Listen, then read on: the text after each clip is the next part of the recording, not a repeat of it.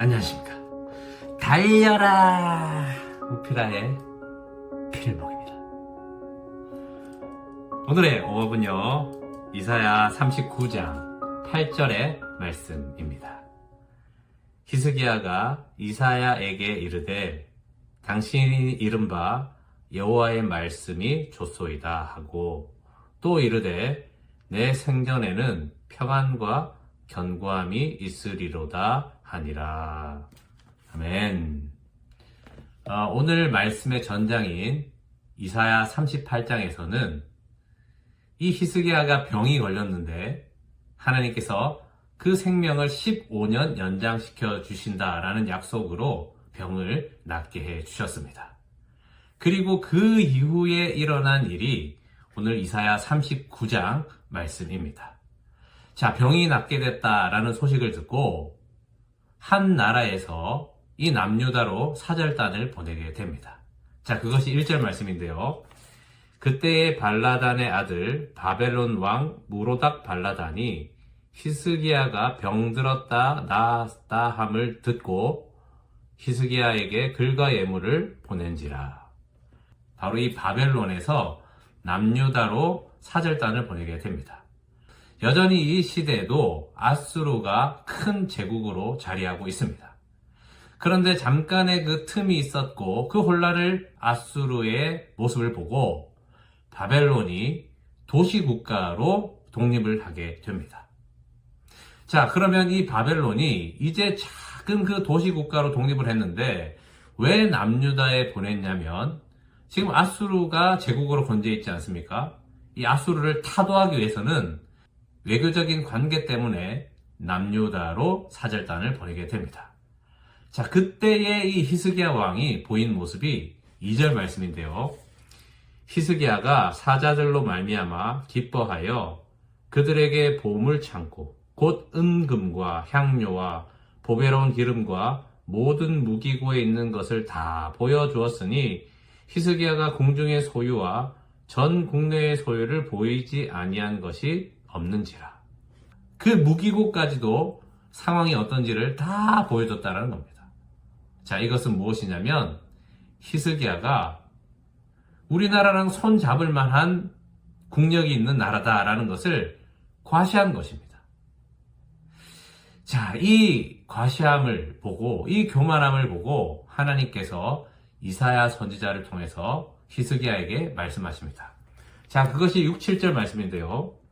보라, 날이 이르리니 내 집에 있는 모든 소유와 내 조상들이 오늘까지 쌓아둔 것이 모두 바벨론으로 옮긴 바 되고 남을 것이 없으리라. 여호와의 말이니라. 또 내게서 태어날 자손 중에서 몇이 사로잡혀 바벨론 왕궁의 환관이 되리라 하셨나이다 하니. 자, 한마디로 무엇입니까? 이 남유다의 모든 것을 바벨론에 다 빼앗기게 될 것이다. 심지어는 그 왕의 자손들까지도 포로로 다 끌려가게 될 것이다 라는 그런 말씀 아닙니까? 자, 이 말씀을 듣고 히스기야가 하는 이야기가 방금 우리가 함께 읽었던 8절 말씀입니다. 히스기야가 이사야에게 이르되 당신이 이른바 여호와의 말씀이 좋소이다 하고, 또 이르되 내 생전에는 평안과 견고함이 있으리로다 하니라. 자, 이 말씀을 보시는데 뭐지? 뭐 이런 생각 드실 수 있습니다. 왜냐하면 히스기야 아닙니까? 자, 적어도 이 교만 때문에, 이 과시함 때문에 하나님께서 바벨론에게 모든 것을 다 빼앗길 것이다 라는 그 말씀을 들으면, 주님, 제가 잘못했습니다. 용서해 주십시오 라고 할 만한 사람인데, 지금 8절 말씀 보니 당신이 이른바 여호와의 말씀이 좋소이다. 또 내 생전에는 평안과 견고함이 있으니 괜찮습니다. 뭐 이렇게 들리는 것 아니겠습니까? 자, 그래서 이 말씀을 두고 상반된 두 가지의 주장이 있는 것을 봅니다. 자, 첫 번째는 이 긍정적인 그런 의미인데요. 자, 이 말씀은 자기의 잘못을 인정한다는 겁니다. 그 교만에 따라서 하나님께서 그렇게 말씀하시는 것이 당연합니다. 그것을 받아들이는 겁니다. 그러나 참 다행인 것이 지금 당대에는 이런 일이 일어나지 않도록 해주신 것에 감사합니다. 라는 그런 자기의 잘못에 대한 수용이라는 것입니다. 자, 두 번째, 부정적인 그 의미는 이것입니다. 아, 그래도 나 때는 이런 일이 안 일어나니까 다행이네 라고 하며 하나님께 회개하지 않는 그런 모습이라는 것입니다. 자, 여러분은 어떤 게 맞는 것 같습니까? 그럼 맥락을 따라 우리가 이 말씀을 볼 수 있습니다. 자, 이 말씀 39장 다음에 어떤 일이 벌어집니까? 그것이 우리가 읽었던 37장, 바로 아수르의 2차 공격, 18만 5천 명의 대군이 쳐들어온 것 아니겠습니까? 자, 그때 히스기야가 어떻게 했습니까? 그 조서를 가지고 성전에서 펴서 하나님께 기도하지 않습니까? 그랬더니 하나님께서 18만 5천 명을 하룻밤 사이에 물리쳐 주신 것입니다. 자, 이런 역사적인 연대기순의 맥락을 통해서 오늘 우리가 읽었던 39장 8절 말씀을 보면 긍정적인 의미로 이 히스기야가 받아들였구나. 그래서 자기의 잘못을 회개하며 그러나 감사하게 당대에 일어나지 않도록 해주시니 감사합니다. 하나님의 결정하신 이 말씀은 옳습니다. 저는 교만한 자였습니다. 라는 것이 맞다라는 겁니다. 자, 우리는 오늘 이 히스기야 모습을 통해서 보게 되는 것입니다.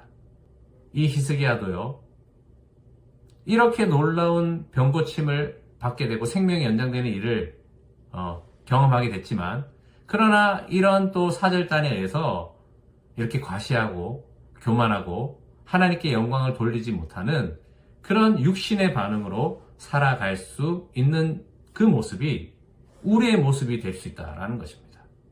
자, 우리의 영은 예수 그리스도로 거듭났습니다. 그러나 여전히 우리는 육체 가운데 살고 있습니다. 그래서 육체의 반응으로 과시하고 교만하고 하나님께 영광을 돌리지 않고 살아갈 수 있다는 것입니다. 우리가 날마다 십자가에 죽어야 할 이유가 바로 여기에 있는 것입니다. 그래서 우리는 날마다 예수와 함께 죽고 날마다 예수로 사는 그 은혜로 살아가는 자다라는 것입니다. 여러분, 그 은혜를 알고 그 은혜에 감사하며 사시는 여러분이 되시기를 축복합니다. 기도하겠습니다.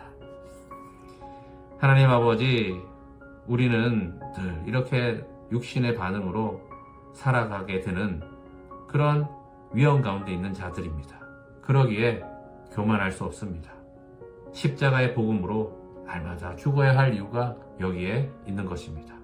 늘 주님의 이 크신 은혜에 감사하며 그 은혜로 우리가 살아가구나라는 것을 알고 그 은혜 가운데에 머물고 그 은혜로 다시 일어서는 우리의 삶이 되게 하여 주시옵소서. 주 예수 그리스도의 이름으로 기도합니다. 아멘. 말씀으로 승리하세요. 필목이었습니다. 끝.